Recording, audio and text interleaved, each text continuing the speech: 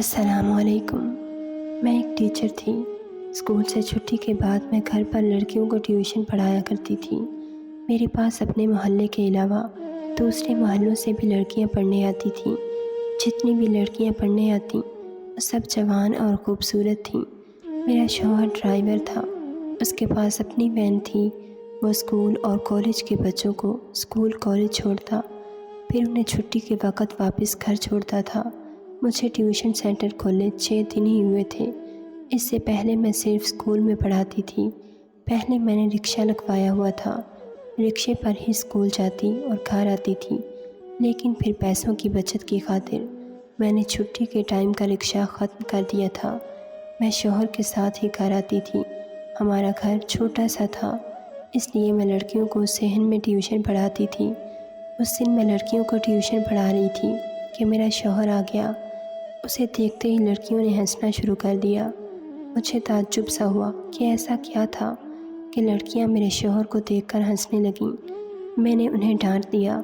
وہ منہ پر ہاتھ رکھ کر دبی ہوئی آواز میں ہنستی رہیں۔ ان لڑکیوں میں ایک لڑکی ایسی تھی جو خاموش اور سنجیدہ بیٹھی ہوئی تھی۔ اس نے بھی ایک نظر میرے شوہر کو دیکھا تھا، پھر نظریں جھکا لی تھیں۔ حیرت کی بات یہ تھی کہ میرا شوہر بھی ان لڑکیوں کو دیکھ کر زیر لب مسکرایا تھا اور پھر وہ کمرے میں چلا گیا۔ شوہر کا مسکرانا میرے دل کو دھڑکا گیا۔ بہرحال اس کے کمرے میں جاتے ہی میں نے سر کو جھکایا اور لڑکیوں کو پڑھانے میں مصروف ہوئی۔ ہماری شادی کو 1 سال ہو گیا تھا، لیکن ہماری ابھی تک کوئی اولاد نہیں تھی۔ ہم دونوں میاں بیوی گھر میں اکیلے رہتے تھے۔ میری ساس تو فوت ہو چکی تھی، لیکن سسر ایک دینی جماعت کے ساتھ تبلیغ کے لیے شہر سے باہر گئے ہوئے تھے اور ان کی واپسی کا کوئی پتہ نہیں تھا۔ میرا شوہر کا شام کو دیر سے گھر آتا تھا، لیکن آج وہ جلدی آ گیا تھا۔ مجھے برا لگا تھا کہ کوئی میرے شوہر کو دیکھ کر ہنسے۔ اس وقت تو میں نے لڑکیوں کو کچھ نہ کہا تھا، لیکن سوچ لیا کہ اگر آئندہ انہوں نے ایسی حرکت کی تو انہیں سمجھاؤں گی کہ کسی پر ہنسنا بری بات ہوتی ہے۔ اگلے دن بھی ویسا ہی ہوا۔ لڑکیاں میرے پاس ٹیوشن پڑھ رہی تھیں کہ اکرم آ گیا اور لڑکیوں نے اسے دیکھ کر ہنسنا شروع کر دیا۔ اس دن مجھے غصہ آ گیا اور میں نے لڑکیوں کو خوب ڈانٹا کہ تم لوگوں کو شرم نہیں آتی ایک غیر بندے کو دیکھ کر ہنستے ہوئے۔ لڑکیاں خاموش ہو کر اپنی پڑھائی میں مگن ہو گئیں، لیکن میرا دھیان جمیلہ کی طرف چلا گیا۔ اس نے بھی اکرم کو دیکھا تھا، لیکن وہ نہ ہنسی تھی۔ البتہ اس نے سر جھکا لیا تھا، جیسے اندر ہی اندر احساس شرمندگی میں گری ہو۔ مجھے اس کا نہ ہنسنا اور سر جھکانا اندیشے میں ڈال گیا تھا، جس کا میں اظہار نہیں کر سکی تھی۔ جمیلہ کا تعلق امیر گھرانے سے تھا۔ وہ دوسرے محلے سے پڑھنے کے لیے میرے پاس آتی تھی۔ اسے اس کا بھائی چھوڑ کر جاتا اور وہی لے جاتا تھا۔ اب تو میرے شوہر نے بھی جلدی گھر آنا شروع کر دیا تھا۔ دوپہر کا کھانا وہ باہر سے کھا کر آتا تھا۔ آتے ہی منہ ہاتھ دھو کر اور لباس تبدیل کر کے وہ کمرے میں کھڑکی کے پاس بیٹھ جاتا۔ مجھے اس کا کھڑکی کے پاس بیٹھنا برا لگتا تھا۔ وہ کھڑکی صحن میں کھلتی تھی جہاں میں لڑکیوں کو پڑھا رہی ہوتی۔ میرا شوہر ان پڑھ تھا، اس نے ایک جماعت بھی نہیں پڑھی تھی۔ اس نے خود بتایا تھا کہ اسے پڑھائی سے دلچسپی نہیں تھی۔ اس کے ابا اسے اسکول میں چھوڑ آتے تو وہ اسکول سے بھاگ جاتا اور سارا دن آوارہ دوستوں کے ساتھ آوارہ گردی کرتا رہتا۔ آخرکار اس کی ماں نے تنگ آ کر اسے درزی کی دکان پر بٹھا دیا تھا، لیکن وہاں بھی وہ چند دن رہا، پھر بھاگ گیا۔ جوان ہونے کے بعد اس نے اپنی وین خرید لی تھی اور تب سے یہی کام کر رہا تھا۔ اسے وین چلاتے ہوئے 4 سال ہونے والے تھے۔ میری بھی اچھی تنخواہ تھی، اس لیے ہماری گزر بسر اچھی ہو رہی تھی۔ ایک دن میں لڑکیوں کو پڑھا رہی تھی۔ اکرم بھی گھر آ چکا تھا اور کمرے میں کھڑکی کے پاس بیٹھا ہوا تھا۔ اچانک میری نظر خاموش بیٹھی جمیلہ پر پڑی تو میں چونک پڑی۔ جمیلہ پڑھنے کی بجائے کھڑکی کی طرف دیکھ رہی تھی۔ اس کے چہرے پر پریشانی کے تاثرات ابھرے ہوئے تھے اور وہ انکار میں سر ہلا رہی تھی۔ میں نے کن آنکھوں سے شوہر کی طرف دیکھا تو میری حیرت کی انتہا نہ رہی۔ اکرم اشاروں میں اسے کچھ پوچھ رہا تھا اور وہ مسلسل غیر محسوس انداز میں نفی میں سر ہلا رہی تھی۔ اکرم سر پکڑ کر بیٹھ گیا تھا۔ میں نے فوراً جمیلہ کو ٹوکا، جمیلہ کیا بات ہے؟ تم ٹیسٹ کی تیاری نہیں کر رہی؟ تمہارا دھیان کدھر ہے؟ جمیلہ گڑبڑا گئی اور کہنے لگی، سوری ٹیچر، دراصل میری طبیعت خراب ہے، اس لیے مجھ سے پڑھنا مشکل ہو رہا ہے۔ میں اٹھ کر اس کے پاس گئی اور اسے غور سے دیکھتے ہوئے پوچھا، کیا ہو گیا ہے تمہاری طبیعت کو؟ وہ گھبرائی ہوئی دکھائی دی۔ میں نے کن اکھیوں سے کھڑکی کی طرف دیکھا تو اکرم وہاں سے ہٹ چکا تھا اور جمیلہ کی نظریں بار بار کھڑکی کی طرف بھٹک رہی تھیں، لیکن میرے پوچھنے پر اس کی گھبراہٹ میں اضافہ ہو گیا۔ کہنے لگی، میرے سر میں درد ہو رہا ہے، مجھے چھٹی دے دیں، میں گھر جانا چاہتی ہوں۔ میں نے ایک طویل سانس لی اور پوچھا کہ تمہارا گھر تو دوسرے محلے میں ہے، تو کس کے ساتھ جاؤ گی؟ وہ خاموش رہی۔ میں نے ٹیوشن میں لڑکیوں کے موبائل فون لانے پر پابندی لگا رکھی تھی، کیونکہ لڑکیاں پڑھتی کم تھیں، موبائل فون میں زیادہ بزی تھیں، اس لیے کوئی بھی لڑکی موبائل فون نہیں لاتی تھی۔ اگر کسی لڑکی نے بھائی کو بلوانا ہوتا تو میں اسے فون دے دیتی تھی۔ میں نے اپنا موبائل فون جمیلہ کو دیتے ہوئے کہا کہ اپنے بھائی کو بلا لو۔ اس نے بھائی کو فون کیا لیکن اس کا فون بند تھا۔ وہ پریشان ہو گئی اور اس کی طبیعت بگڑتی جا رہی تھی۔ میں نے اس کی طبیعت کی خرابی کے پیش نظر اکرم سے کہا کہ وہ جمیلہ کو گھر چھوڑائے۔ حالانکہ جب میں نے اکرم سے کہا تھا تو میرے دل کو کچھ ہوا، لیکن میں مجبور تھی۔ اکرم جمیلہ کو اس کے گھر چھوڑنے گیا تھا تو کافی دیر سے آیا، اور یہ سارا وقت میں نے کانٹوں پر گزارا تھا۔ میری توجہ پڑھائی سے بھی ہٹ گئی تھی اور سارا دھیان اکرم کی طرف لگا رہا تھا۔ جب وہ گھر آیا تو تب میری جان میں جان آئی۔ میں نے محسوس کیا کہ اکرم بھی کچھ پریشان ہے اور بے چین دکھائی دیا۔ جب سب لڑکیاں پڑھ کر چلی گئیں تو میں نے باتوں باتوں میں اکرم کو بھڑکانے کی کوشش کی، لیکن اس نے کچھ نہیں بتایا، بلکہ میری بات پر ہنس کر ٹال گیا۔ آج سے پہلے میں نے کبھی اکرم کو یوں پریشان اور بے چین نہیں دیکھا تھا۔ میرے دل میں خیال آیا کہ کہیں اکرم کے جمیلہ کے ساتھ ناجائز تعلقات تو نہیں۔ مرد کا کوئی بھروسہ نہیں ہوتا، وہ شادی شدہ ہونے کے باوجود بھی عورتوں کی طرف دیکھنا اور مائل ہونے کی کوشش کرتا ہے۔ مجھے اکرم کے ساتھ رہتے ہوئے 1 سال ہو گیا تھا، لیکن میں نے آج تک اس میں کوئی برائی نہیں دیکھی تھی۔ لیکن شیطان کا کیا، وہ تو اچھوں کو بھی برائی کی طرف راغب کرنے پر مجبور کر دیتا ہے۔ 6 دن تک میں نوٹ کرتی رہی، اکرم مسلسل جمیلہ کی طرف دیکھتا رہتا تھا اور وہ دونوں اشاروں میں ایک دوسرے سے باتیں بھی کرتے تھے۔ نہ جانے ایسی کیا باتیں ہوتی تھیں جو میں ان کے اشارے سمجھ نہیں پاتی تھی۔ میں سوچنے لگی کہ کیا مجھے اکرم سے بات کرنی چاہیے۔ اکرم کردار کا صاف و شفاف تھا، محلے والے اس کی تعریفیں کرتے تھے۔ مجھے لگتا جیسے اکرم اور جمیلہ پہلے سے ہی ایک دوسرے کو جانتے ہیں۔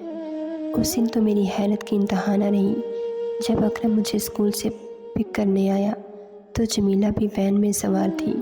جمیلہ خاموش اور سنجیدہ تھی، وہ غم گو تھی یا کسی مجبوری کے تحت خاموش رہتی تھی، مجھے نہیں پتہ تھا۔ اسے میرے پاس ٹیوشن پڑھتے ہوئے 2 ہفتے ہونے والے تھے اور میں نے اسے کبھی کسی لڑکی سے فضول میں باتیں کرتے نہیں دیکھا تھا۔ وہ اپنے مطلب سے مطلب رکھنے والی لڑکی تھی۔ وین چلاتے ہوئے بھی اکرم بیک مرر سے جمیلہ کو دیکھتا رہتا اور میں پریشان رہتی۔ اکرم غصے کا بھی تیز تھا، اس لیے میں اسے بات کرتے ہوئے ڈرتی تھی کہ کہیں غصے میں آ کر وہ کچھ الٹا سیدھا نہ کہہ دے۔ میں دن بدن نفسیاتی مریضہ بنتی جا رہی تھی۔ میں ہر وقت اکرم کی نگرانی کرنے لگی۔ وہ موبائل فون بہت کم استعمال کرتا تھا، لیکن جب سے جمیلہ میرے پاس ٹیوشن پڑھنے آئی تھی، جب سے اس کے موبائل فون کا استعمال بڑھ گیا تھا، وہ کسی نہ کسی بہانے سے گھر سے باہر چلا جاتا اور کونوں میں چھپ کر جمیلہ سے باتیں کرتا رہتا۔ میں سوچتی تھی کہ آخر جمیلہ میں ایسا کیا تھا جو مجھ میں نہیں، مجھ میں آخر کیا کمی تھی کہ اکرم جمیلہ کی طرف مائل ہوتا جا رہا تھا۔ میں بھی کم سن خوبصورت اور پڑھی لکھی لڑکی تھی، ہم دونوں کزن تھے، اس لیے میری اماں نے اس سے میرا رشتہ کر دیا تھا۔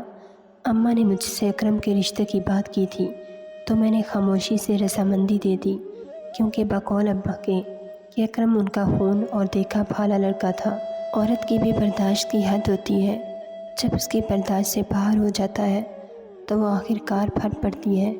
میں اکرم اور جمیلہ کی آنکھ مچھولی 6 دن تک تو برداشت کرتی رہی، پھر میری برداشت سے باہر ہوا تو میں پھٹ پڑی اور اکرم سے پوچھ لیا کہ آپ اور جمیلہ کا آخر کیا چکر چل رہا ہے۔ میں کافی دنوں سے نوٹ کر رہی ہوں کہ آپ اور جمیلہ اشاروں میں باتیں کرتے ہیں۔ آپ نے جو بھی بات کرنی ہوتی ہے کھل کر کیوں نہیں کرتے؟ کبھی لڑکیاں آپ کو دیکھ کر ہنسنا شروع ہو جاتی ہیں۔ آخر بات کیا ہے؟ اکرم مجھے بتائیں۔ میرے الزام پر اکرم کے چہرے پر ہوائیاں اڑیں اور وہ حیران رہ گیا۔ ناہید، کیا ہو گیا ہے تمہیں؟ یہ تم پڑھی لکھی ہو کر کس طرح کی باتیں کر رہی ہو؟ اکرم کے انجان بننے پر مجھے بہت غصہ آیا۔ غصے کی شدت سے میرا رواں رواں کانپ رہا تھا۔ آپ انجان مت بنیں۔ آپ بخوبی سمجھ رہے ہیں کہ میں کیا کہنا چاہ رہی ہوں۔ بتائیں آپ کے جمیلہ سے کیا تعلقات ہیں؟ میں تو پھٹ ہی پڑی تھی، سمجھ نہیں آ رہا تھا کہ میں کیا کہہ رہی ہوں۔ مجھے اپنا گھر بچانا تھا۔ میری بات پر اکرم کو بھی غصہ آ گیا۔ کہنے لگا کہ میرا اس سے جو بھی تعلق ہو تمہیں بتانے کی ضرورت نہیں۔ تم اپنے کام سے کام رکھا کرو۔ میں کیا کر رہا ہوں کیا نہیں، تمہیں میرے معاملے میں پڑھنے کی ضرورت نہیں۔ یہ کہہ کر وہ گھر سے باہر چلا گیا اور میں سر گھٹنوں میں دے کر رونے لگی۔ ساری بات واضح ہو چکی تھی۔ اکرم اور جمیلہ کے درمیان واقعی تعلق تھا، ورنہ اکرم کو چراغ پا ہونے کی کیا ضرورت تھی؟ روتے روتے میں کب سو گئی مجھے پتہ نہ چلا۔ اکرم رات کو دیر سے گھر آیا تھا۔ صبح جب میں اٹھی تو وہ گھر سے جا چکا تھا۔ سوچ سوچ کر میرا دماغ خراب ہوتا جا رہا تھا، اس لیے میں نے اسکول سے چھٹی کر لی تھی۔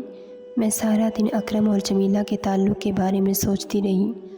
میں نے اس کا یہ نتیجہ نکالا کہ شاید ہماری اولاد نہیں ہو رہی، اور اکرم کو اولاد کی خواہش تھی، اس لیے وہ جمیلہ سے دوسری شادی کرنا چاہتا ہوگا۔ اکرم اور میرے درمیان چند دن بول چال بند رہی تھی۔ اکرم نے مجھے منانے کی بھی کوشش نہیں کی۔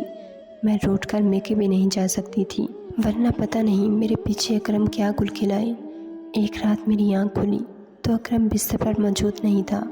میں پریشان ہوئی، کمرے سے باہر چلی گئی، لیکن اکرم کہیں نہیں تھا۔ مجھے لگا وہ چھت پر ہوگا تو میں چھت پر چلی گئی۔ اکرم چھت پر چلتے ہوئے فون پر باتیں کرنے میں مصروف تھا۔ میں نے غور سے اس کی باتیں سنی تو وہ کہہ رہا تھا، جمیلہ تم پریشان مت ہو، میں کچھ کرتا ہوں۔ میری بیوی کو ہمارے تعلق کے بارے میں پتہ چل گیا ہے۔ جب میں سیڑھیاں اتر رہی تھی تو مجھے اپنے قدم من من کے بھاری محسوس ہو رہے تھے۔ میں کیسے کمرے میں پہنچی میں نہیں جانتی تھی۔ میں نے کروٹ بدل لی۔ میری آنکھوں سے آنسو سیلاب بن کر نکلنے لگے۔ تھوڑی دیر کے بعد اکرم بھی آ گیا تھا۔ وہ کمرے میں یوں آیا جیسے چور آتا ہے۔ میں نے پوری رات روتے ہوئے گزار دی۔ میرا شک صحیح نکلا تھا کہ اکرم اور جمیلہ کے درمیان کوئی تعلق ہے۔ اگلے دن میں نے فیصلہ کر لیا کہ اکرم سے دو ٹوک بات کروں گی، میں یا پھر جمیلہ۔ میں اپنا گھر داؤ پر لگانے کی ٹھان چکی تھی۔ اس دن اکرم تو کسی کام سے کہیں چلا گیا تھا، لیکن جمیلہ ٹیوشن پڑھنے آ گئی تھی۔ میں جمیلہ سے بات نہیں کرنا چاہتی تھی، لیکن مجھے اس پر بے حد غصہ تھا۔ وہ جانتی تھی کہ اکرم شادی شدہ ہے، اس کے باوجود وہ اس پر ڈورے ڈال رہی تھی اور اسے پھنسانے کی کوشش کر رہی تھی۔ لڑکیوں کو پڑھانے کا میرا دل نہیں تھا، اس لیے میں نے لڑکیوں کو جلدی پڑھا کر چھٹی دے دی۔ جب سب چلی گئیں اور آخر میں جمیلہ جانے لگی تو میں نے اسے روک لیا۔ وہ گھبرائی سی دکھائی دی تھی۔ شاید وہ سوچ رہی تھی کہ میں نے اسے کیوں روک لیا۔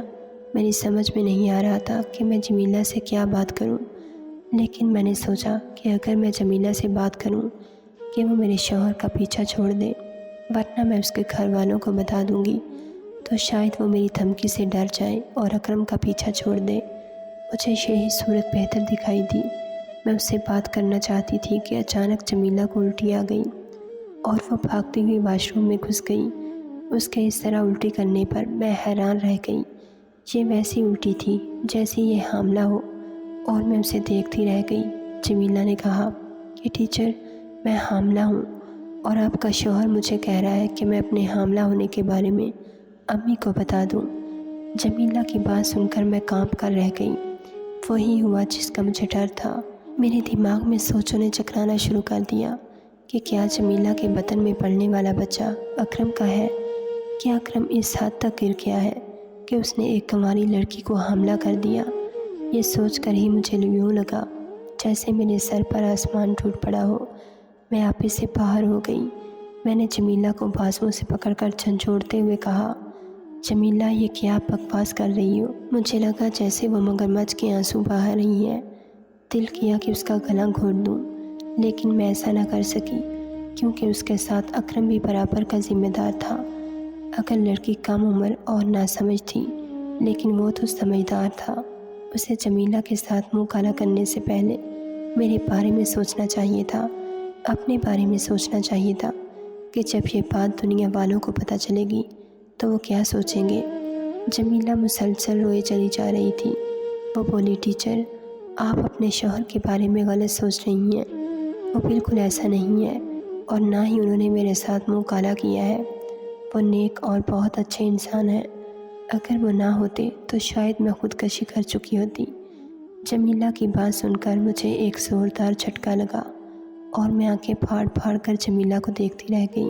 उसके कहे गए अल्फाज बार बार मेरे दिमाग बल्कि घर की दीवारों में बार बार गूंज रहे थे। मैं तुम्हारी बात नहीं मान सकती जमीला। क्या किया है अकरम ने तुम्हारे साथ? मैंने कहना चाहा तो जमीला ने मेरी बात काट दी। कहने लगी, नहीं टीचर, वो तो बहुत अच्छे इंसान हैं। मैंने उन जैसा इंसान आज तक नहीं देखा। उन्होंने मेरी हर कदम पर मदद की और मेरा साथ दिया है। एक नवाज़ ही था जो दुनिया का घटिया तरीन और बदबख्त इंसान है। काश मैं नवाज़ की चिकनी चिपड़ी बातों में ना आती। काश मुझे अपने वालिदैन की इज़्ज़त का ख्याल होता।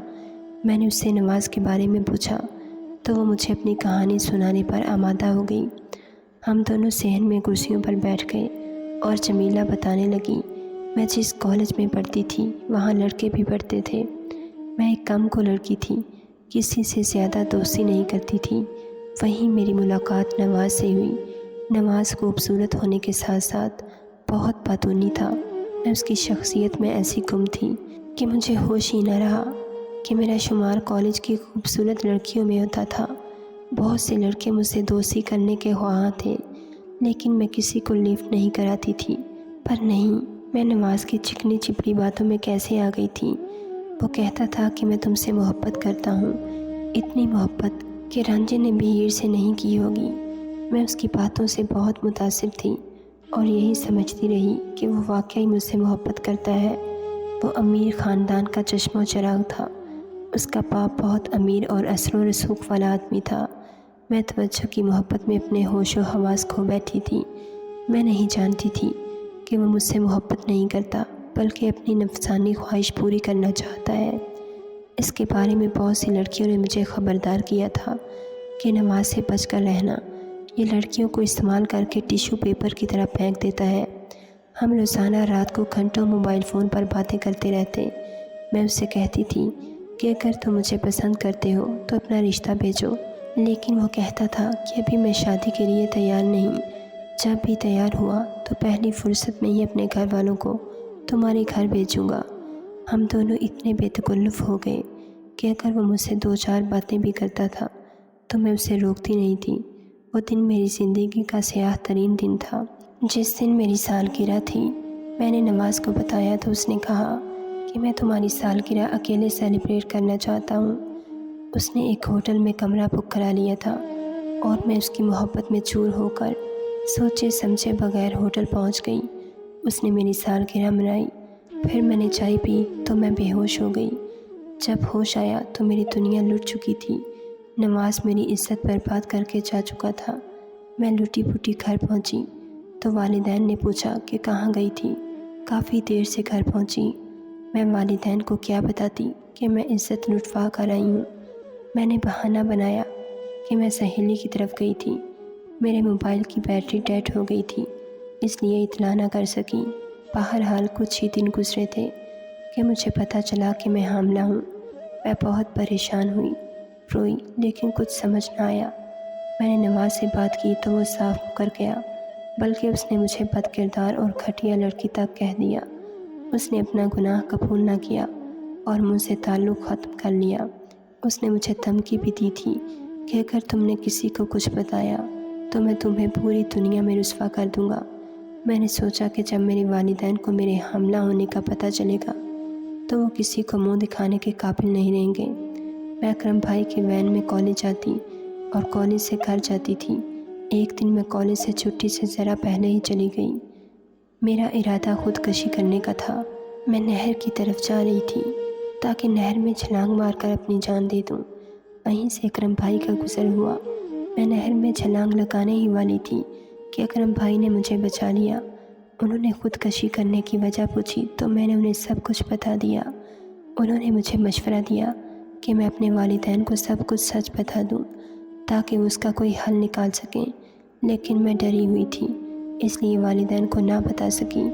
میں ابارشن کرا کر اس بچے سے جان چھڑانا چاہتی ہوں، لیکن کوئی لیڈی ڈاکٹر میری واقف نہیں، اس لیے میں بہت پریشان تھی۔ اکرم بھائی نے میرا حوصلہ بڑھایا اور میرے اندر جینے کی امنگ پیدا کی۔ انہوں نے کہا کہ وہ اپنی کسی جاننے والی لیڈی ڈاکٹر سے بات کریں گے۔ ٹیچر، میں نے بھی نوٹ کیا تھا کہ آپ ہمیں شک کی نظر سے دیکھتی ہیں، اکرم بھائی نے بتایا تھا۔ میں نے ان سے کہا تھا کہ وہ مجھے میرے حال پر چھوڑ دیں اور اپنا گھر خراب نہ کریں، لیکن وہ میری بات نہیں مان رہے تھے۔ انہوں نے میرے سر پر شفقت بھرا ہاتھ رکھا تھا، کہتے تھے کہ کچھ بھی ہو جائے میں اپنی بہن کو مشکل میں نہیں چھوڑ سکتا۔ اتنا کہنے کے بعد جمیلہ خاموش ہو گئی تو میں نے سکون کی سانس لی۔ مجھے خود سے شرمندگی ہونے لگی اور میرا ضمیر مجھے ملامت کرنے لگا کہ بنا تحقیق کیے میں نے اپنے نیک سیرت شوہر پر الزام لگا دیا تھا۔ مجھے اپنا آپ زمین میں دھنستا ہوا محسوس ہوا تھا۔ شام کو اکرم گھر آیا تو میں نے اس سے اپنے رویے کی معافی مانگی۔ اس نے نہ صرف مجھے معاف کر دیا بلکہ کہا کہ بغیر تحقیق کسی پر الزام تراشی کرنا بھی گناہ ہے۔ جمیلہ میری چھوٹی بہن ہے اور مجھ سے جو کچھ ہو سکا میں اس کے لیے کروں گا۔ پھر ہم دونوں نے ایک لیڈی ڈاکٹر سے بات کر کے جمیلہ کا ابارشن کرا دیا۔ ابارشن ہونے کے بعد جمیلہ ہلکی پھلکی ہو گئی تھی اور اس نے توبہ کر لی تھی کہ وہ آئندہ کبھی کسی لڑکے کی چکنی چپڑی باتوں میں نہیں آئے گی۔ میں سوچتی تھی کہ اس سب میں کس کا قصور ہے، لڑکیوں کا جو اوپاش لڑکوں کی چکنی چپڑی باتوں میں آ کر اپنا آپ ان کے سپرد کر دیتی ہیں، یا ان والدین کا جو اپنی بچیوں پر نظر نہیں رکھتے کہ وہ کیا کہہ رہی ہیں، کس سے مل رہی ہیں، موبائل فون پر کس سے بات کر رہی ہیں۔ آج والدین اپنی زندگی میں مست ہیں اور ان کی بیٹیاں اپنی عزتوں سے ہاتھ دھو رہی ہیں۔ خدا کے لیے اپنے بچوں پر نظر رکھیں تاکہ وہ کوئی غلط قدم نہ اٹھائیں۔ ناظرین، اگر آپ کو ہماری ویڈیو پسند آئی ہے تو لائک ضرور کیجیے اور ایسی مزید ویڈیوز دیکھنے کے لیے ہمارے چینل کو سبسکرائب کر لیجیے۔